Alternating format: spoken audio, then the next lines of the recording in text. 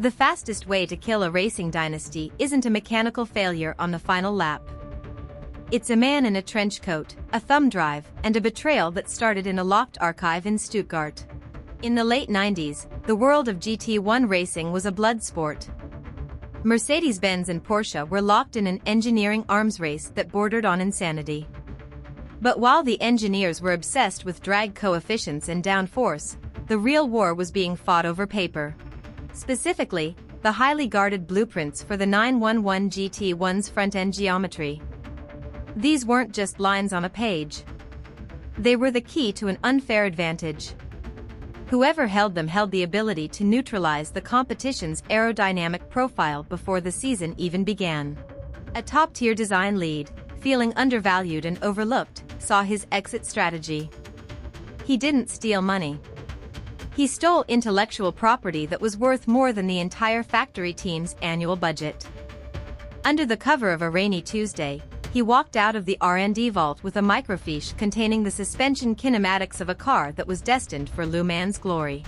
When the files surfaced in a rival manufacturer's headquarters, the impact was immediate. The target car's competitive edge evaporated overnight.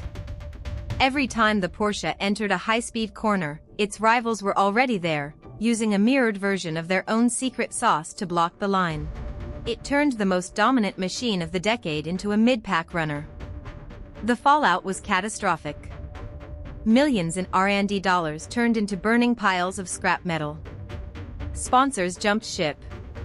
Legendary careers were nuked in a boardroom meeting that lasted less than 10 minutes. The team that ruled the track was effectively dismantled from the inside out, left to rot in the history books as a cautionary tale about the cost of arrogance. The thief disappeared into the corporate void, leaving behind a legacy of lawsuits and scorched-earth NDAs.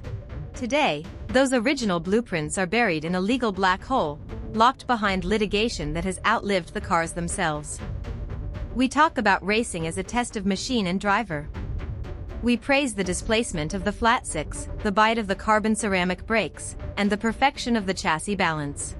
But sometimes, the outcome of a race isn't decided by what happens on the tarmac.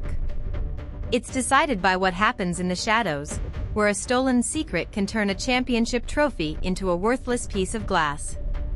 In racing, the most dangerous part of the car isn't the engine. It's the data.